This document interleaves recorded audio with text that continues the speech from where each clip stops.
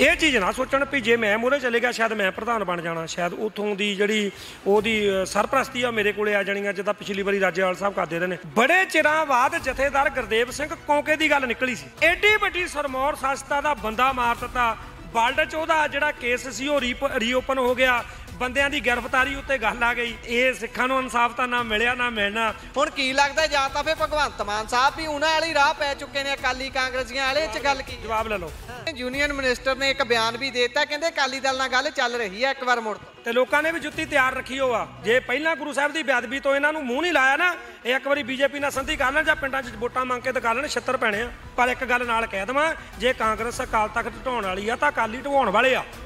ਇਹ ਸਬੂਤ ਪਏ ਆ ਸਾਡੇ ਕੋਲ, ਚਿੱਠੀਆਂ ਦੇ ਇਹਨਾਂ ਦੇ ਪ੍ਰੂਫ ਪਏ ਆ। ਬੇਅਦਬੀ, ਨਸ਼ਾ, ਗੈਂਗਸਟਰ, ਇਹ ਵੋਟਾਂ ਦਾ ਸਭ ਤੋਂ ਵੱਡਾ ਫੰਡਾ, ਇਹ ਚੱਲਦਾ ਰਹਿਣਾ। ਮੈਂ ਵੱਡੇ ਵੱਡੇ ਅਕਾਲੀ ਲੀਡਰਾਂ ਦੇ ਖੂਹਾਂ ਤੇ 200 ਪੇਟੀ ਦਾਰੂ ਦੀ ਫੜ ਹੁੰਦੀ ਵੇਖੀ ਆ। ਆਮ ਬੰਦਾ ਹੁਣ ਮੈਂ ਆ, ਮੈਨੂੰ ਪੁਲਿਸ ਚੱਕ ਲਵੇ, ਮੈਂ ਵੱਧ ਤੋਂ ਵੱਧ ਇਹ ਕਹਿ ਸਕਦਾ ਵੀ ਮੈਂ ਕੋਰਟ 'ਚ ਜਾਊਂਗਾ, ਮੈਂ ਕਾਨੂੰਨੀ ਕਾਰਵਾਈ ਕਰੂੰਗਾ। ਉਹ ਪਤਾ ਕੀ ਕਹਿੰਦੇ ਆ, ਉਹ ਪੁਲਿਸ ਦੇ ਤੁਰੇ ਜਾਂਦੇ ਦੇ ਨਾਲ ਦੇ ਕੰਨ 'ਚ ਕਹਿੰਦੇ ਆ, ਤੇਰਾ ਬੱਚਾ ਫਲਾਣੇ ਸਕੂਲ 'ਚ ਪੜ੍ਹਦਾ ਨਾ, ਉਸ ਏਰੀਏ 'ਚ ਸਾਡਾ 500 ਬੰਦਾ ਘੁੰਮਦਾ, ਨਾਲੇ ਪਜਾਮੇ 'ਚ ਮੂੰਹ ਤੋਂ ਨਿਕਲ ਜਾਂਦਾ।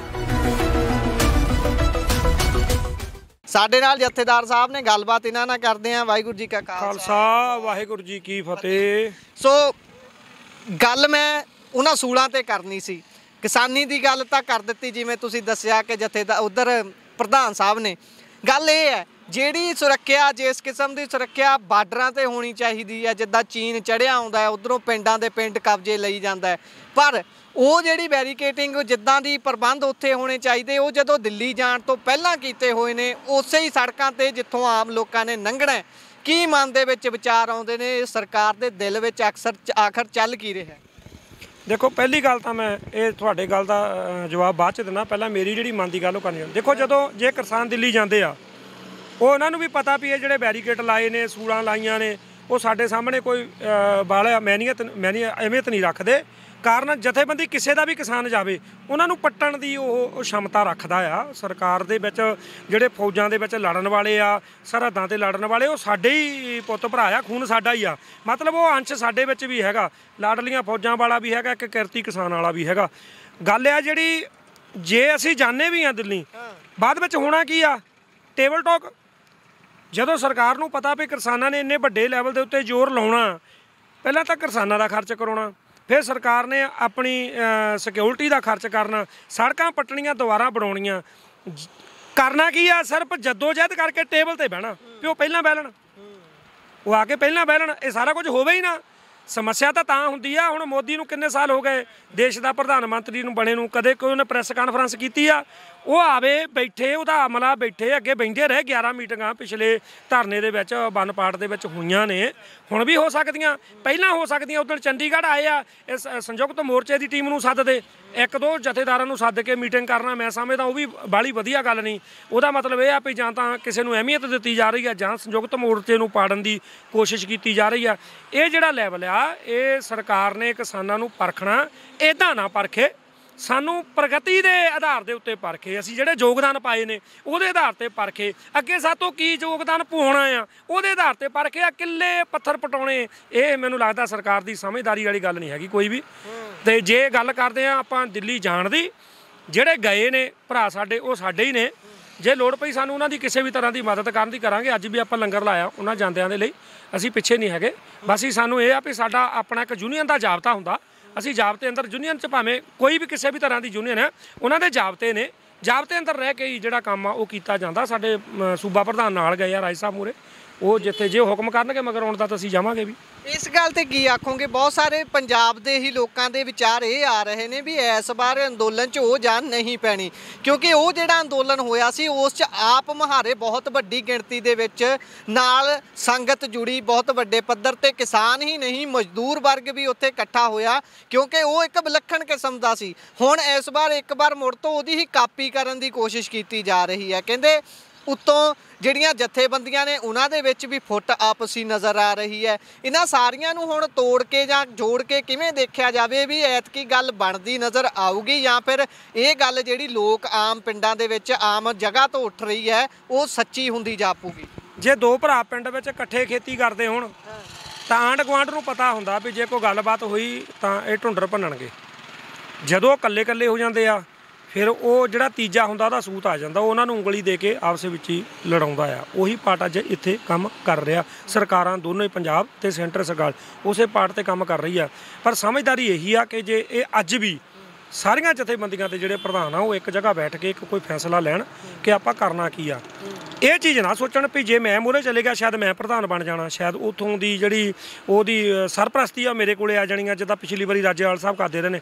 ਰਾਜੇਵਾਲ ਸਾਹਿਬ ਇੱਕ ਸਮਝਦਾਰ ਇਨਸਾਨ ਆ, ਉਹਨਾਂ ਦੇ ਉੱਤੇ ਕਿਸੇ ਤਰ੍ਹਾਂ ਦੇ ਕਿੰਤੂ ਪਰੰਤੂ ਲੋਕਾਂ ਨੇ ਕੀਤੇ ਆ। ਕਈ ਵਾਰੀ ਕੋਈ ਗਲਤੀ ਬੰਦਾ ਕੋਈ ਵੀ ਕਰ ਜਾਂਦਾ, ਕਿਸੇ ਤੋਂ ਵੀ ਹੋ ਸਕਦੀ। ਰਾਜੇਵਾਲ ਉਹਨਾਂ ਤੋਂ ਵੀ ਇਹ ਮੰਨਦੇ ਆ ਵੀ ਗਲਤੀ ਹੋਈ ਜਾਂਦਾ ਵੀ ਕਰਾਈ ਗਈ ਆ ਨਿਸ਼ਾਨ ਸਾਹਿਬਾਂ ਵਾਲੀ। ਉਹ ਬਿਆਨ ਵੀ ਕਿਸੇ ਹੋਰ ਨੇ ਦੇਣਾ ਸੀ, ਉਹਦੀ ਸਲਾਹ ਵੀ ਕਿਸੇ ਹੋਰ ਨੇ ਦਿੱਤੀ ਸੀ, ਪਰ ਮੌਕੇ ਤੇ ਆ ਕੇ ਸਟੇਜ ਤੇ ਬਿਆਨ ਰਾਜੇਵਾਲ ਤੋਂ ਦਵਾ ਦਿੱਤਾ। ਉਹ ਭਾਂਡਾ ਸਾਰਾ ਉਹਨਾਂ ਦੇ ਸਿਰ ਫੁੱਟ ਗਿਆ।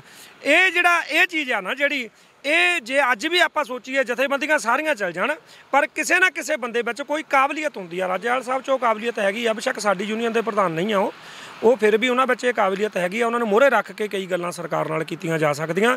ਇੱਥੇ ਜਿਹੜੀਆਂ ਜਥੇਬੰਦੀਆਂ ਗਈਆਂ ਉਹਨਾਂ ਨੂੰ ਇਹ ਚਾਹੀਦਾ ਸੀ ਇਹ ਕਾਲ ਦੇਣ ਤੋਂ ਪਹਿਲਾਂ ਸਾਰਿਆਂ ਨੂੰ ਭਰੋਸੇ ਵਿੱਚ ਲੈ ਕੇ ਹੀ ਕਾਲ ਦਿੱਤੀ ਜਾਂਦੀ। ਫਿਰ ਜੇ ਜਾਂਦੇ ਤਾਂ ਪਹਿਲਾਂ ਨਾਲੋਂ ਵੀ ਸ਼ਾਇਦ ਵਧੀਆ ਰੰਗ ਹੁੰਦਾ, ਕਿਉਂਕਿ ਪਿਛਲੀ ਵਾਰੀ ਤੋਂ ਬਹੁਤ ਕੁਝ ਸਿੱਖਿਆ। ਇੱਕ ਪਾੜ ਦੇਖਣ ਨੂੰ ਉਸ ਸਮੇਂ ਮਿਲਿਆ ਜਦੋਂ 26 ਜਨਵਰੀ ਵਾਲੀ ਘਟਨਾ ਵਾਪਰੀ। ਉਸ ਤੋਂ ਬਾਅਦ ਗੱਲ ਇਹ ਉੱਠੀ ਕਿ ਜੇਕਰ ਕਿਸਾਨ ਜਿਹੜੇ ਨੌਜਵਾਨ ਵਰਗ ਨੂੰ ਜੋੜ ਕੇ ਰੱਖਣ ਲਈ, ਨੌਜਵਾਨ ਵਰਗ ਨੂੰ ਲਾਮਬੰਦ ਕਰਨ ਦੇ ਲਈ ਜੇ ਕਿਸੇ ਨੌਜਵਾਨ ਨੂੰ ਅੱਗੇ ਕਰਦਾ, ਉਹਨੂੰ ਨਾਲ ਤੋਰਦਾ, ਉਹਨੂੰ ਹਦਾਇਤ ਦਿੰਦੇ ਵੀ ਇਹਨਾਂ ਤੋਂ ਇੱਦਾਂ ਕਰਾਓ ਵੀ ਨੌਜਵਾਨ ਆਪੇ ਤੋਂ ਬਾਹਰ ਨਾ ਹੋਣ, ਤਾਂ ਉਹ ਚੀਜ਼ ਚੰਗੀ ਰਹਿੰਦੀ। ਦੀਪ ਸਿੱਧੂ ਦੇ ਉੱਪਰ ਜਦੋਂ ਕਿੰਤੂ ਪ੍ਰੰਤੂ ਸਟੇਜ ਤੋਂ ਹੋਇਆ ਤਾਂ ਬਹੁਤ ਸਾਰੇ ਲੋਕਾਂ ਨੇ ਇਸ ਤੇ ਵੀ ਚਿੰਤਾ ਪ੍ਰਗਟ ਕੀਤੀ। ਕਈ ਲੋਕ ਤਾਂ ਮੋਰਚੇ ਦੇ ਖਿਲਾਫ ਤੱਕ ਵੀ ਚਲੇ ਗਏ ਸੀ। ਇਹੋ ਜਿਹੀਆਂ ਚੀਜ਼ਾਂ ਨੂੰ ਨਜਿੱਠਣ ਦੇ ਲਈ ਇਸ ਵਾਰ ਕੀ ਕੀਤਾ ਜਾ ਸਕਦਾ? ਕੋਈ ਹੈ ਮਾਈਂਡ ਦੇ ਵਿੱਚ ਵੀ ਇੱਦਾਂ ਕਰ ਲਈਏ ਤਾਂ ਜ਼ਿਆਦਾ ਵਧੀਆ ਰਹੂਗਾ? ਕਿਸਾਨਾਂ ਦੇ ਨਾਲ ਜਿਹੜਾ ਨੌਜਵਾਨ ਕਿਸਾਨ ਹੈ ਉਹ ਵੀ ਲਾਮਬੰਦ ਰਹੇ ਤਾਂ ਕਿ ਸਰਕਾਰ ਨੂੰ ਤੀਜੀ ਧਿਰ ਨੂੰ ਫੁੱਟ ਪਾਉਣ ਦਾ ਮੌਕਾ ਨਾ ਮਿਲੇ। ਮੈਂ ਇੱਕ ਉਦਾਹਰਨ ਦਊਂਗਾ ਇਸ ਬਾਬਤ, ਮੈਂ ਕਹਿ ਕੁਝ ਨਹੀਂ ਸਕਦਾ, ਗੁਰਸਿੱਖੀ ਵਿੱਚੋਂ ਹੈ। ਜਦੋਂ ਰਾਜਾ ਰਿਪੂ ਦਮਨ ਨਾਭਾ ਨੂੰ ਗੱਦੀਆਂ ਲਾਇਆ ਸੀ ਨਾ, ਉਦੋਂ ਅਕਾਲ ਤਖਤ ਨੇ ਅਗਵਾਈ ਕੀਤੀ ਸੀ। ਪਹਿਲਾਂ 25 ਸਿੰਘਾਂ ਦਾ ਜਥਾ ਗਿਆ, ਫਿਰ 100 ਦਾ, ਫਿਰ 500 ਦਾ ਗਿਆ। ਜਦੋਂ 500 ਦੇ ਜਥੇ ਗਏ ਨਾ, ਉਹ ਜਥਿਆਂ ਨੂੰ ਅਕਾਲ ਤਖਤ ਨੇ ਇੱਕ ਹੁਕਮ ਕੀਤਾ ਸੀ ਵੀ ਅੱਗਿਓਂ ਅੰਗਰੇਜ਼ ਸਰਕਾਰ ਗੋਲੀ ਚਲਾਵੇ, ਲੱਤ ਵੱਢ ਦੇਵੇ, ਬਾਂਹ ਵੱਢ ਦੇਵੇ, ਸਿਰ ਵੱਢ ਦੇਵੇ, ਹੱਥ ਨਹੀਂ ਚੱਕਣਾ। ਔਰ ਉਹ 500 ਦੇ ਜਥੇ ਨੇ ਉਹੀ ਕਾਰਜ ਕੀਤਾ ਔਰ ਜਿੱਤ ਝੋਲੀ ਵਿੱਚ ਪਈ। ਮੈਂ ਇੱਕ ਉਦਾਹਰਨ ਦਿੱਤੀ ਅਕਾਲ ਤਖਤ ਦੀ, ਵੀ ਜਿਨ੍ਹਾਂ ਨੇ ਦਿੱਲੀ ਜਾਣਾ, ਜਦੋਂ ਅਸੀਂ ਕਿਸੇ ਨੂੰ ਲੀਡਰ ਬਣਾ ਕੇ ਮੂਹਰੇ ਲਾ ਲੈਣਾ, ਜਦੋਂ ਉਹਦੀ ਕੋਈ ਗੱਲ ਮੰਨ ਕੇ ਤੁਰ ਪੈਣਾ, ਫਿਰ ਸਾਨੂੰ ਉਹਦੇ ਜ਼ਾਬਤੇ ਦੇ ਵਿੱਚ ਚੱਲਣਾ ਪੈਣਾ, ਕਿਉਂਕਿ ਉਹਨਾਂ ਦਾ ਇੱਕ ਤਜਰਬਾ ਹੁੰਦਾ। ਅਸੀਂ ਇਹ ਨਹੀਂ ਕਹਿੰਦੇ ਵੀ ਜੰਗ ਉਮਰ 'ਚ ਦੀਪ ਸਿੱਧੂ 'ਚ ਘੱਟ ਤਜਰਬਾ, ਲੱਖੇ ਸਿਧਾਣੇ 'ਚ ਘੱਟ ਆ, ਜਾਂ ਅੱਜ ਭਾਨੇ ਸਿੱਧੂ ਦੀ ਗੱਲ ਕੀਤੀ ਜਾ ਰਹੀ ਹੈ ਉਹਦੇ ਵਿੱਚ ਘੱਟ ਆ, ਜਾਂ ਕਈ ਹੋਰ ਵੀ ਇੱਦਾਂ ਦੇ ਸਰੀਰ ਸੀਗੇ ਜਿਹੜੇ ਉਸ ਧਰਨੇ 'ਚ ਜੁੜੇ ਔਰ ਉਹਨਾਂ ਨੇ ਉਹ 'ਚੋਂ ਤਰੱਕੀ ਵੀ ਪਾਈ। ਪਰ ਇਹਦਾ ਇੱਥੇ ਸਮਝਣ ਵਾਲੀ ਗੱਲ ਇਹ ਆ ਵੀ ਜਦੋਂ ਅਸੀਂ ਕਮਾਂਡ ਫੜਾ ਦਈਏ ਨਾ ਕਿਸੇ ਨੂੰ, ਫਿਰ ਉਹਦੀ ਕਮਾਂਡ ਵਿੱਚ ਕੰਮ ਕਰਨਾ ਪੈਂਦਾ। ਫਿਰ ਆਪ ਹਮਾਰੇ ਹੋ ਕੇ ਨਹੀਂ ਚੱਲਿਆ ਜਾਂਦਾ। ਉਹ ਚਾਹੇ ਮੇਰਾ ਭਰਾ ਦੀਪ ਸਿੱਧੂ ਹੋਵੇ, ਚਾਹੇ ਮੈਂ ਹੋਵਾਂ। ਹਾਂ, ਉਹ ਫਿਰ ਜਾਬਤਾ ਜ਼ਰੂਰੀ ਆ। ਜਦੋਂ ਆਪਾਂ ਜਾਬਤਾ ਤੋੜ ਲੈਂਦੇ ਆ, ਉਹ ਜਾਬਤਾ ਤੋੜਨ ਦੇ ਵਿੱਚ ਫਿਰ ਸੁਭਾਇਕੀ ਆ ਕਿ ਜੇ ਨੌਜਵਾਨਾਂ ਦੀ ਸੋਚ ਦੀਪ ਸਿੱਧੂ ਨਾਲ ਰਲਣੀ ਆ ਤਾਂ ਉਹਨੇ ਉਹਦੇ ਮਗਰ ਚੱਲਣਾ, ਜੇ ਬਜ਼ੁਰਗਾਂ ਦੀ ਸੋਚ ਜਥੇਬੰਦੀਆਂ ਦੇ ਪ੍ਰਧਾਨਾਂ ਮਗਰ ਚੱਲਣੀ ਆ ਤਾਂ ਉਹਨੇ ਉਹਨਾਂ ਮਗਰ ਚੱਲਣਾ। ਉੱਥੇ ਹੋਇਆ ਵੀ ਇਹੀ ਨਾ, ਉੱਥੇ ਹੋਇਆ ਵੀ ਇਹੀ। ਮਤਲਬ ਇਹਨਾਂ ਦਾ ਜਿਹੜਾ ਆਪਸੀ ਤਾਲਮੇਲ ਸੀਗਾ ਉਹ ਪੂਰਾ ਬਣ ਨਹੀਂ ਸਕਿਆ, ਪਿੱਚ ਬੈਠ ਨਹੀਂ ਸਕੀ। ਹੁਣ ਵੀ ਜਿਹੜੇ ਚੱਲੇ ਆ ਉਹਨਾਂ ਨੂੰ ਇਹੀ ਬੇਨਤੀ ਆ ਕਿ ਜੇ ਤੁਸੀਂ ਉੱਥੇ ਜਿੱਤਣਾ ਚਾਹੁੰਦੇ ਆ, ਸਰਕਾਰ ਦੀ ਮਨਸੂਬੇ ਫੇਲ ਕਰਨਾ ਚਾਹੁੰਦੇ ਆ, ਤੁਹਾਨੂੰ ਕੁਛ ਉੱਥੋਂ ਤੁਸੀਂ ਕੁਛ ਲੈਣਾ ਚਾਹੁੰਦੇ ਆ, ਤਾਂ ਆਪਣੇ ਜਿਹੜੇ ਲੀਡਰ ਤੁਹਾਡੇ ਤੁਹਾਨੂੰ ਲੈ ਕੇ ਚੱਲੇ ਆ ਉਹਨਾਂ ਦੇ ਜਾਬਤੇ 'ਚ ਰਹਿ ਕੇ ਜੰਗ ਲੜਿਓ, ਜਿੱਤੋਗੇ ਜ਼ਰੂਰ ਜੀ। ਇੱਥੇ ਹੁਣ ਤੁਸੀਂ ਭਾਨੇ ਸਿੱਧੂ ਦਾ ਨਾਮ ਵਰਤਿਆ। ਭਾਨੇ ਸਿੱਧੂ ਵਾਲੇ ਮਸਲੇ ਨੂੰ ਇਹ ਮੰਨਿਆ ਜਾ ਰਿਹਾ ਹੈ, ਬਹੁਤ ਸਾਰੇ ਲੋਕ ਇਹ ਗੱਲ ਕਰ ਰਹੇ ਨੇ ਕਿਤੇ ਨਾ ਕਿਤੇ ਜਿਹੜਾ ਅੰਦੋਲਨ ਹੋਣ ਲੱਗਿਆ ਇਹਨੂੰ ਕਮਜ਼ੋਰ ਕਰਨ ਦੀ ਉਹ ਸਾਜ਼ਿਸ਼ ਹੈ ਵੀ ਥੋੜੀਆਂ ਕਿਸਾਨ ਜਥੇਬੰਦੀਆਂ ਨੂੰ ਇੱਧਰ ਲਾ ਦਿਓ, ਇਹ ਮਸਲੇ ਨੂੰ ਵੱਡਾ ਕਰ ਦਿਓ ਕਿ ਤਾਂ ਕਿ ਜਿਹੜਾ ਦਿੱਲੀ ਜਾਣ ਵਾਲਾ ਮਾਮਲਾ ਹੈ ਉਹ ਠੰਡਾ ਪੈ ਜਾਏ, ਜਾਂ ਫਿਰ ਉੱਧਰ ਜ਼ੋਰ ਘੱਟ ਲਾ ਸਕਣ ਕਿਸਾਨ, ਇੱਧਰ ਉਲਝੇ ਰਹਿਣ। ਨਹੀਂ, ਇੱਥੇ ਇੱਕ ਤੀਜਾ ਮਸਲਾ ਹੋਰ ਵੀ ਆ ਜਿਹੜਾ ਸਮਝ ਹੀ ਨਹੀਂ ਪਿਆ ਕਿਸੇ ਦੇ। ਉਹ ਕਿਹੜਾ ਮਸਲਾ? ਸਿੱਖੀ ਦਾ। ਬੜੇ ਚਿਰਾਂ ਬਾਅਦ ਜਥੇਦਾਰ ਗੁਰਦੇਵ ਸਿੰਘ ਕੌਂਕੇ ਦੀ ਗੱਲ ਨਿਕਲੀ ਸੀ। ਔਰ ਤੁਸੀਂ ਇਹ ਗੱਲ ਸਮਝਦੇ ਹੋ ਵੀ ਅਕਾਲ ਤਖਤ ਦਾ ਜਥੇਦਾਰ ਜਿਹੜਾ ਵਰਲਡ 'ਚ ਬੈਠੇ ਸਿੱਖਾਂ ਲਈ ਸੁਪਰੀਮ ਆ ਨਾ, ਅਕਾਲ ਤਖਤ ਤੋਂ ਬਾਅਦ ਜੇ ਕੋਈ ਬੰਦਾ ਸਾਡੇ ਲਈ, ਉਹ ਅਕਾਲ ਤਖਤ ਦਾ ਜਥੇਦਾਰ ਆ। ਉਹਨੂੰ ਕਿੱਦਾਂ ਸ਼ਹੀਦ ਕੀਤਾ? ਉਹਦੀਆਂ ਅੱਖਾਂ ਕੱਢ ਦਿੱਤੀਆਂ, ਕੱਲੀ ਕੱਲੀ ਹੱਡੀ ਤੋੜ ਦਿੱਤੀ, ਉਹਦਾ ਪਿੰਜਰ ਖੜਕਾ ਦਿੱਤਾ, ਇੱਕ ਕਿਸਮ ਦਾ ਮਰੇ ਪਏ ਦੇ ਗੋਲੀਆਂ ਮਾਰ ਕੇ ਉਹਨੂੰ ਮਾਰਿਆ ਗਿਆ ਨਾ। ਐਡੀ ਵੱਡੀ ਸਰਮੌਰ ਸੰਸਥਾ ਦਾ ਬੰਦਾ ਮਾਰ ਦਿੱਤਾ। ਵਰਲਡ 'ਚ ਉਹਦਾ ਜਿਹੜਾ ਕੇਸ ਸੀ ਉਹ ਰੀਓਪਨ ਹੋ ਗਿਆ, ਬੰਦਿਆਂ ਦੀ ਗ੍ਰਿਫਤਾਰੀ ਉੱਤੇ ਗੱਲ ਆ ਗਈ। ਤੇ ਇਹ ਸਿੱਖਾਂ ਨੂੰ ਇਨਸਾਫ ਤਾਂ ਨਾ ਮਿਲਿਆ ਨਾ ਮਿਲਣਾ। ਉਹਨੂੰ ਦਬਾਉਣ ਦੇ ਲਈ ਜਿਹੜਾ ਪੰਜਾਬ ਸਰਕਾਰ ਨੇ ਫੰਡਾ ਖੇਡਿਆ ਨਾ, ਉਹ ਭਾਨੇ ਸਿੱਧੂ ਵਾਲਾ ਖੇਡਿਆ। ਇਹ ਜਿਹੜਾ ਆਹ ਧਰਨਾ ਤਾਂ ਬਾਅਦ ਦੀ ਗੱਲ ਆ, ਇਹ ਤਾਂ ਬਾਅਦ ਵਿੱਚ ਮੀਟਿੰਗ ਹੋਈ ਆ, ਬਾਅਦ ਚ ਤੈਅ ਹੋਇਆ, ਬਾਅਦ ਚ ਕਾਲ ਆਈ ਆ ਵੀ ਆਪਾਂ ਦਿੱਲੀ ਜਾਣਾ। ਉਹ ਤਾਂ ਪਹਿਲਾਂ ਹੀ ਖੁੱਲ ਚੁੱਕਾ, 3 ਮਹੀਨੇ ਹੋ ਗਏ ਉਸ ਕੇਸ ਨੂੰ ਖੁੱਲੇ ਨੂੰ, 3 ਮਹੀਨੇ ਹੋ ਗਏ ਜਥੇਦਾਰ ਗੁਰਦੇਵ ਸਿੰਘ ਕੌਂਕੇ ਸਾਹਿਬ ਦੇ ਕੇਸ ਨੂੰ। ਉਹ ਕੇਸ ਜਿਹੜਾ ਨਾ ਉਹਨੂੰ ਖੁਰਦ-ਬੁਰਦ ਕਰਨ ਦੇ ਲਈ ਆ ਜਿਹੜੀ ਚਾਲ ਖੇਡੀ ਆ ਭਾਨੇ ਸਿੱਧੂ ਵਾਲੀ, ਵੀ ਨੌਜਵਾਨਾਂ ਦੇ ਧਿਆਨ ਵਿੱਚ ਉਹ ਗੱਲ ਨਾ ਜਾਵੇ, ਉਹਨਾਂ ਦਾ ਧਿਆਨ ਹੋਰ ਪਾਸੇ ਡਾਈਵਰਟ ਕਰ ਦਿਓ। ਹਾਂ, ਉਹਦਾ ਅਸਰ ਜਿਹੜਾ ਆ ਉਹ ਇਸ ਧਰਨੇ ਤੇ ਪੈਣਾ ਜੀ। ਇੱਥੇ ਹੁਣ ਜਿੱਦਾਂ ਤੁਸੀਂ ਇਹ ਗੱਲ ਕੀਤੀ ਹੈ, ਪਰ ਗੱਲ ਤਾਂ ਇਹ ਵੀ ਆ ਰਹੀ ਹੈ ਵੀ ਉਹਦੇ ਵਿੱਚ ਮੁੱਖ ਮੰਤਰੀ ਭਗਵੰਤ ਮਾਨ ਦਾ ਕੀ ਨੁਕਸਾਨ ਹੈ? ਉਹ ਤਾਂ ਕਾਂਗਰਸ ਤੇ ਅਕਾਲੀ ਦਲ ਤੇ ਇਸ ਤਰੀਕੇ ਨਾਲ ਹੋਰ ਜ਼ੋਰ ਨਾਲ ਵਰਸ ਸਕਦੇ ਸੀ ਵੀ ਤੁਸੀਂ ਆਹ ਕੁਝ ਕੀਤਾ ਕੌਂਕੇ ਸਾਹਿਬ ਨਾਲ। ਇਹ ਤਾਂ ਉਹਨਾਂ ਦੇ ਪੱਖ ਦੀ ਗੱਲ ਸੀ, ਉਹਨਾਂ ਨੇ ਤਾਂ ਵੱਧ ਚੜ ਕੇ ਕਾਰਵਾਈ ਕਰਨੀ ਸੀ, ਫਿਰ ਉਹਨਾਂ ਨੇ ਇਹ ਮਸਲਾ ਕਿਉਂ ਵਧਾਉਣਾ ਸੀ, ਇਹ ਵੀ ਗੱਲ ਆ ਰਹੀ ਹੈ। ਹੁਣ ਕੀ ਲੱਗਦਾ, ਜਾਂ ਤਾਂ ਫਿਰ ਭਗਵੰਤ ਮਾਨ ਸਾਹਿਬ ਵੀ ਉਹਨਾਂ ਵਾਲੀ ਰਾਹ ਪੈ ਚੁੱਕੇ ਨੇ, ਅਕਾਲੀ ਕਾਂਗਰਸੀਆਂ ਵਾਲੇ 'ਚ ਗੱਲ ਕੀ? ਜਵਾਬ ਲੈ ਲਓ। ਆਪਾਂ ਕਾਤੋਂ ਰੌਲਾ ਪਾ ਰਹੇ ਵੀ ਸਾਨੂੰ ਬੇਅਦਬੀ ਦਾ ਇਨਸਾਫ ਨਹੀਂ ਮਿਲਦਾ। ਇਹਨਾਂ ਨੇ ਸਾਨੂੰ ਕੀ ਕਿਹਾ ਸੀ ਵੀ ਜਦੋਂ ਅਸੀਂ ਆਵਾਂਗੇ ਪਹਿਲੀਆਂ ਇਨਕੁਆਰੀਆਂ ਦੇ ਵਿੱਚ ਸਾਰੇ ਟੰਗਾਂਗੇ। ਟੰਗ ਤੇ 1 ਹਫ਼ਤੇ 'ਚ ਕਰ ਸਕਦੇ, 1 ਹਫ਼ਤੇ 'ਚ ਕਰ ਸਕਦੇ ਆ ਕਹਿੰਦੇ, ਟੰਗ ਦਿੱਤੇ। ਹੁਣ 24 ਆਉਣ ਵਾਲੀ ਆ, ਕੀ ਆ ਇਹਨਾਂ ਦੇ ਪੱਲੇ ਕੀਤਾ ਹਾਲੇ ਤੱਕ ਕੀ? ਹੁਣ ਪਤਾ ਕੀ ਹੋਣਾ, ਹੁਣ ਇਹਨਾਂ ਨੇ ਨਾ ਜਿਹੜੇ ਸਰਸੇ ਵਾਲੇ 5-7 ਬੰਦੇ ਆ, ਉਹਨਾਂ ਦਾ ਜਿਹੜਾ ਕੇਸ ਆ ਉਹਨੂੰ ਓਪਨ ਕਰ ਲੈਣਾ, ਉਹਨੂੰ ਖਿਲਾਰ ਦੇਣਾ ਸੰਗਤ ਦੇ ਵਿੱਚ। ਆਹ ਲਓ ਜੀ, ਅਸੀਂ ਬੇਅਦਬੀ ਦਾ ਮੁੱਦਾ ਚੱਕ ਲਿਆ, ਮਤਲਬ ਵੋਟਾਂ ਮਿਲ ਗਈਆਂ, ਉਸ ਤੋਂ ਬਾਅਦ ਉਹ ਫੇਰ ਠੱਪ ਹੋ ਜਾਣਾ। ਉਹ ਫੇਰ ਇਹ ਮੇਰਾ ਬਿਆਨ ਰਿਕਾਰਡ ਰੱਖਿਓ, ਮੈਨੂੰ ਬਾਅਦ 'ਚ ਪੁੱਛ ਲਿਓ ਵੀ ਐਵੇਂ ਹੋਈ ਆ ਜਾਂ ਨਹੀਂ ਹੋਈ ਆ। ਕਾਲੀਆਂ ਨੇ ਬੇਅਦਬੀ ਕੀਤੀ, ਕਾਂਗਰਸੀਆਂ ਨੇ ਇਹ ਬਿਆਨ ਦਿੱਤਾ। ਹੁਣ ਕਾਂਗਰਸੀਆਂ ਤੋਂ ਕੁਝ ਨਹੀਂ ਹੋਇਆ, ਮਗਰ ਆਮ ਆਦਮੀ ਪਾਰਟੀ ਵਾਲਿਆਂ ਨੇ ਇਹ ਬਿਆਨ ਦਿੱਤਾ ਵੀ ਅਸੀਂ ਨਸ਼ਾ ਵੀ ਬੰਦ ਕਰਾਂਗੇ, ਅਸੀਂ ਬੇਅਦਬੀਆਂ ਦੇ ਕੇਸ ਵੀ ਜਿਹੜੇ ਆ ਰੀਓਪਨ ਕਰਾਂਗੇ, ਅਸੀਂ ਜਿਹੜੀ ਗੁੰਡਾਗਰਦੀ ਇਹਨੂੰ ਵੀ ਬੰਦ ਕਰਾਂਗੇ। ਸਿੱਧੂ ਮੂਸੇਵਾਲਾ ਕਦੋਂ ਮਰਿਆ? ਕਿਹੜੀ ਸਰਕਾਰ ਦੇ ਟਾਈਮ 'ਚ ਮਰਿਆ? ਕਾਂਗਰਸ ਨੇ ਮਰਵਾਇਆ, ਕਾਲੀਆਂ ਨੇ ਮਰਵਾਇਆ। ਸਿਕਿਉਰਿਟੀ ਕਿਹਨਾਂ ਨੇ ਪਰੇ ਕੀਤੀ? ਆਮ ਆਦਮੀ ਪਾਰਟੀ ਨੇ ਕੀਤੀ। ਉਹਦਾ ਪ੍ਰਚਾਰ ਕਿਹਨੇ ਕੀਤਾ? ਆਮ ਆਦਮੀ। ਮਾਰਿਆ ਗਿਆ, ਹੁਣ ਇਨਸਾਫ ਦੇਤਾ ਉਹਨੂੰ, ਪਤਾ ਆ ਬੰਦਾ ਇਹਨਾਂ ਦੇ ਕੋਲ ਆ, ਉਹਨੂੰ ਫਾਂਸੀ ਟੰਗ ਦਿੰਦੇ ਜਿਹਨੇ ਐਡਾ ਵੱਡਾ ਇੱਕ ਸੈਲੀਬ੍ਰਿਟੀ ਮਾਰਿਆ। ਕਾਰਨ ਪਤਾ ਕੀ? ਕਰਨਾ ਹੀ ਨਹੀਂ ਵੀ ਕੁਛ ਨਹੀਂ ਹੈ। ਕਾਰਨ ਕੀ ਹੈ? ਇਹ ਜਿਹੜੀਆਂ ਪੰਜਾਬ ਦੇ ਵਿੱਚ ਨਾ ਖੇਤਰੀ ਪਾਰਟੀ ਦੇ ਨੁਕਸਾਨ ਹੋਣ ਤੋਂ ਬਾਅਦ ਅਕਾਲੀ ਦਲ ਜਿਹੜਾ ਅਸਲੀ ਅਕਾਲੀ ਦਲ ਰੀਜਨਲ ਸੀਗਾ, ਉਹਦੇ ਨੁਕਸਾਨ ਹੋਣ ਤੋਂ ਬਾਅਦ ਪੰਜਾਬ ਦੀ ਬਾਂਹ ਫੜਨ ਵਾਲਾ ਹਾਲੇ ਤੱਕ ਨਾ ਕੋਈ ਆਇਆ ਨਾ ਆਉਣਾ ਆ। ਕਿਉਂਕਿ ਖੇਤਰੀ ਪਾਰਟੀਆਂ ਸੈਂਟਰ ਸਰਕਾਰ ਨੇ ਖਤਮ ਕਰਨੀਆਂ। ਕਿਉਂ ਕਰਨੀਆਂ? ਕਿਉਂਕਿ ਜਦੋਂ ਸੈਂਟਰ ਸਰਕਾਰ ਦਾ ਕੋਈ ਮੁੱਦਾ, ਹੁਣ ਬੀਜੇਪੀ ਨੂੰ ਪੰਜਾਬ 'ਚ ਭੇਜਣਗੇ, ਬੀਜੇਪੀ ਨੂੰ ਹਾਲੇ 20 ਸਾਲ ਹੋਰ ਲਾ ਲਵੇ, ਉਹ ਪੰਜਾਬ 'ਚ ਕਾਮਯਾਬ ਨਹੀਂ ਹੋ ਸਕਦੀ। ਕਿਉਂ? ਕਿਉਂਕਿ ਮੂਹਰੇ ਖੇਤਰੀ ਪਾਰਟੀ ਖੜੋਤੀ ਆ। ਖੇਤਰੀ ਪਾਰਟੀਆਂ ਜਿਹੜੀਆਂ ਉਹ ਸੈਂਟਰ ਸਰਕਾਰ ਨੇ ਖਤਮ ਕਰਨੀਆਂ, ਕਿ ਉਹਦੇ ਰਾਹ ਦਾ ਰੋੜਾ ਆ। ਬੇਅਦਬੀਆਂ ਹੋਈਆਂ, ਕਰਵਾਉਣ ਵਾਲੇ ਕੌਣ ਸੀ ਤੁਹਾਨੂੰ ਪਤਾ ਵੀ ਹੁਣ ਉਹਨੂੰ ਪਰੋਲ ਕੌਣ ਦੇ ਰਿਹਾ? ਮਤਲਬ ਜਿਹੜੇ ਪਰੋਲ ਦੇ ਰਹੇ ਨੇ ਉਹਨਾਂ ਨੇ ਬੇਅਦਬੀਆਂ ਉਹਦੇ ਤੋਂ ਕਰਵਾਈਆਂ ਵੀ ਕਿਸੇ ਤਰ੍ਹਾਂ ਅਕਾਲੀ ਦਲ ਖਤਮ ਹੋ ਜਵੇ। ਹੋ ਗਿਆ ਅਕਾਲੀ ਦਲ ਪੜਦੇ ਪਾਉਂਦਾ ਆਪ ਵੀ ਉਸੇ ਭੱਠੀ 'ਚ ਝੋਕਿਆ ਗਿਆ। ਹੁਣ ਤਾਂ ਕਹਿੰਦੇ ਗੱਠਜੋੜ ਦੀਆਂ ਵੀ ਤਿਆਰੀਆਂ ਹੋ ਰਹੀਆਂ ਨੇ। ਯੂਨੀਅਨ ਮਿਨਿਸਟਰ ਨੇ ਇੱਕ ਬਿਆਨ ਵੀ ਦੇ ਦਿੱਤਾ, ਕਹਿੰਦੇ ਅਕਾਲੀ ਦਲ ਨਾਲ ਗੱਲ ਚੱਲ ਰਹੀ ਹੈ ਇੱਕ ਵਾਰ ਮੁੜ ਤੋਂ। ਤੇ ਲੋਕਾਂ ਨੇ ਵੀ ਜੁੱਤੀ ਤਿਆਰ ਰੱਖੀ ਹੋ ਆ। ਜੇ ਪਹਿਲਾਂ ਗੁਰੂ ਸਾਹਿਬ ਦੀ ਬੇਅਦਬੀ ਤੋਂ ਇਹਨਾਂ ਨੂੰ ਮੂੰਹ ਨਹੀਂ ਲਾਇਆ ਨਾ, ਇਹ ਇੱਕ ਵਾਰੀ ਬੀਜੇਪੀ ਨਾਲ ਸੰਧੀ ਕਰ ਲੈਣ ਜਾਂ ਪਿੰਡਾਂ 'ਚ ਵੋਟਾਂ ਮੰਗ ਕੇ ਦਿਖਾ ਲੈਣ, ਛਿੱਤਰ ਪੈਣੇ ਆ। ਇਹ ਜਿਹੜਾ ਉਹਨਾਂ ਨੇ ਇਹ ਗੱਲ ਆਪਣੇ ਮਨ 'ਚ ਧਾਰ ਲਈ ਆ ਵੀ ਲੋਕ ਭੁੱਲ ਜਾਂਦੇ। ਅਸੀਂ ਭੁੱਲ ਜਾਵਾਂਗੇ ਨਾ, ਉਹ ਕਰਤਾਰ ਨਹੀਂ ਭੁੱਲਦਾ ਜਿਹਦੀ ਬੇਅਦਬੀ ਹੋਈ ਆ। ਇਹ ਜਿਹੜੇ ਮੁੱਦੇ ਆ ਪਾਰਟੀਆਂ ਉਦੋਂ ਵੋਟਾਂ ਲੈਣ ਵੇਲੇ ਚੱਕਦੀਆਂ ਆ। ਕਾਂਗਰਸ ਨੇ ਵੀ ਚੱਕੇ ਸੀ, ਅਕਾਲੀਆਂ ਨੇ ਵੀ ਚੱਕੇ ਸੀ। ਪਰ ਇੱਕ ਗੱਲ ਨਾਲ ਕਹਿ ਦੇਵਾਂ, ਜੇ ਕਾਂਗਰਸ ਅਕਾਲ ਤਖਤ ਢਾਉਣ ਵਾਲੀ ਆ ਤਾਂ ਅਕਾਲੀ ਢਵਾਉਣ ਵਾਲੇ ਆ। ਇਹ ਸਬੂਤ ਪਏ ਆ ਸਾਡੇ ਕੋਲ, ਚਿੱਠੀਆਂ ਦੇ ਇਹਨਾਂ ਦੇ ਪ੍ਰੂਫ ਪਏ ਆ, ਮਤਲਬ ਉਹ ਢਵਾਉਣ ਵਾਲੇ ਆ। ਤੇ ਹੁਣ ਜਿਹੜੇ ਬੰਦੇ ਆ, ਜੇ ਇਹਨਾਂ ਦੀ ਗੱਲ ਕਰੀਏ ਤਾਂ ਹੁਣ ਸੁਲਤਾਨਪੁਰ ਕਿੱਡਾ ਕੁ ਮਸਲਾ ਸੀਗਾ ਜਿਹੜਾ ਨਿਹੰਗ ਸਿੰਘਾਂ ਨੇ ਇੱਕ ਗੁਰਦੁਆਰੇ ਦੇ ਵਿੱਚ ਡੇਰਾ ਲਾਇਆ, ਉਹ ਤਾਂ ਪਹਿਲਾਂ ਵੀ ਉਹਨਾਂ ਦਾ ਹੀ ਸੀ।